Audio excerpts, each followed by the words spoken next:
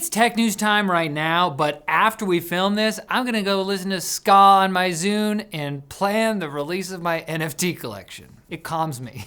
Google has found a way to force Apple's AirDrop feature to work with Android's similar Quick Share feature. What? It only works on the Pixel 10 lineup for now, but complaining about that would be a bit like complaining about the distance a pig flew. To trigger this dark magic, iPhone users can set AirDrop to allow files from everyone for 10 minutes, and boom, they'll be able to receive files from the enemy. Even better, this ritual goes both ways, so you can drop stuff from iOS onto your Android too. What's even crazier though is that Google went rogue and did this on its own, essentially forcing Apple to communicate like an introvert being pulled out of the laundry room at a party by their friend who's annoyingly social, but also maybe they have a crush on, so they go with them. I've seen that movie. And don't worry, Google wants you to know this new feature is secure too, releasing a security blog post all about it, stating that they built the feature in the Rust programming language to avoid common security bugs, and promising they'll support contacts-only mode on iOS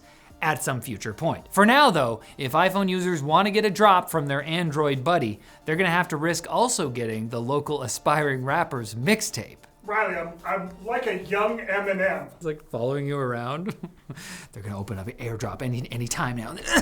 Qualcomm's acquisition of Arduino has the entire maker community on alert after updates to their terms, conditions, and privacy policy signaled a potential shift away from the company's open source roots.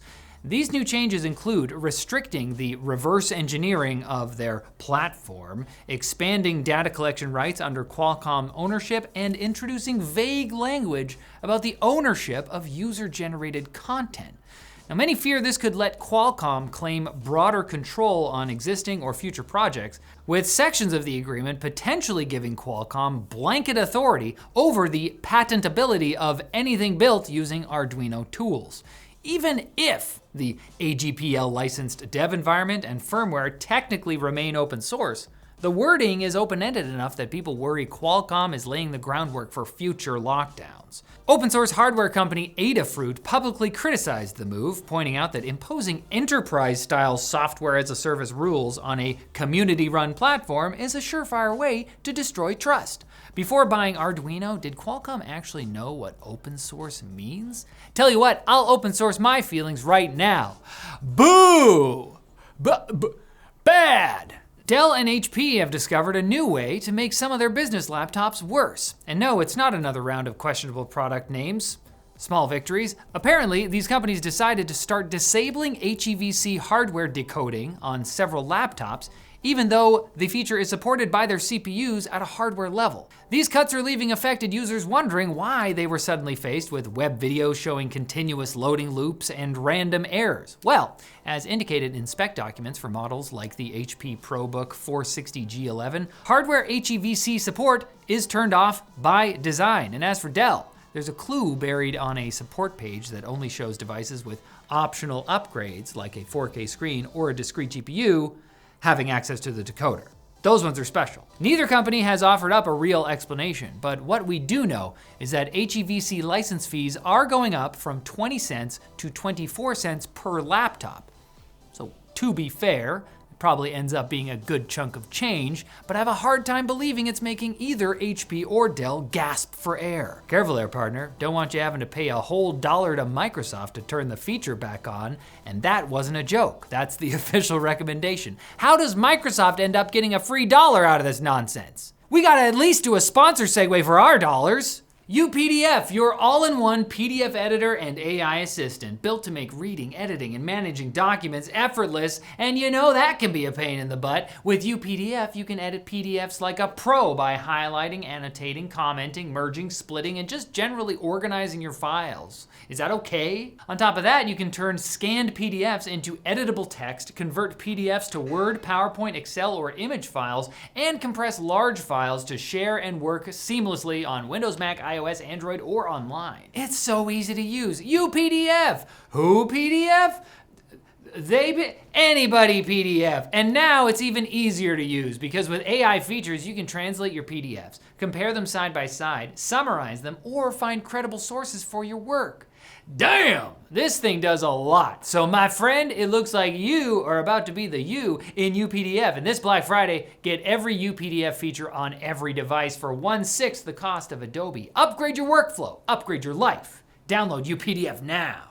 Some people have called the Quick Bits a flop and a fad, but they're still talking about the Quick Bits, aren't they? So, Microsoft is rolling out a preview of its Xbox full-screen experience to any Windows 11 PC, not just handhelds, although you'll have to download the Windows Insider build to get it. Now this gives desktop, laptop, and tablet users the ability to boot into the same controller-friendly, console-like interface as the ROG Xbox Ally and Ally X, skipping loading the desktop, potentially boosting performance, and totally redeeming the Xbox marketing team. I guess everything really is an Xbox. Except me, unless my parents lied to me. Who told him? He can't discover he's an Xbox. We're a PlayStation family, damn it. A new Android Trojan called Sturnus is reportedly stealing WhatsApp, Telegram, and Signal messages by abusing Android's accessibility service to read messages after they're decrypted on screen, meaning it completely sidesteps the task of having to break encryption first.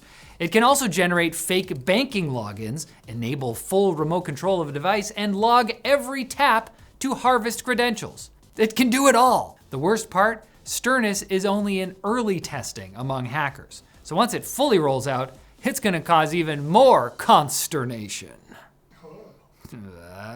Meta is saying Dios mío after a Spanish court said hola and ordered them to pay 479 million euros to 87 Spanish news outlets. Por favor. The court ruled that Meta broke EU data protection and antitrust laws by unfairly using the personal data of its users to make targeted ads, giving it a serious edge over local media. Meta has slightly improved its rules around data collection consent, but the judge estimated Meta made over 5 billion euros from ads during the 5 years before the change. Of course, Meta is saying, no manches, and planning to appeal the ruling, but similar claims being investigated in France might soon have them shouting, Sacre bleu! Silicon Valley investors are reportedly funding a human embryo gene editing startup led by UC Berkeley biochemist Lucas Harrington, raising about 30 million USD from backers including software engineer and husband of Sam Altman, Oliver Mulherin, and Coinbase CEO Brian Armstrong. The company says it's focused strictly on lab research and definitely 100% will not test their findings if safety is found wanting. Because, fun fact, gene editing human embryos is illegal in most countries. Don't they remember what happened to the guy in China who gene edited 3 embryos and then seemingly got edited out of existence himself? Those kids were actually born. They don't have a father anymore. Anymore? I don't think they were his kids. Never mind. And xAI's Grok chatbot has been sycophantingly pumping his daddy Elon's tires. In a bunch of now deleted interactions, the chatbot said Musk is more fit than LeBron James and disrupts comedy more than Jerry Seinfeld, but doesn't go quite as far as to say that Musk would rise from the grave faster than Jesus Christ. That would be a bridge too far. Grok appears to really respect baseball player Shohei Ohtani though, who it admits Musk could not strike out. Now, if you thought all of this was just Musk ego tripping, the soon-to-be trillionaire tweeted that this latest Grok crash out was once again caused by someone else manipulating the chatbot, absolutely proving it wasn't him this time by disparaging himself with what Linus would call the hard R word. I dropped my fair share of hard R's back then because we didn't even, the term hard. And it'll be rude if you don't come back on Monday for more tech news. Hey, did you know that Microsoft's Zune wireless sharing feature was widely known as squirting?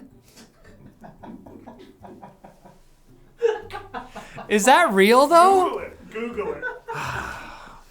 Well, those NFTs aren't gonna sell themselves. See you later.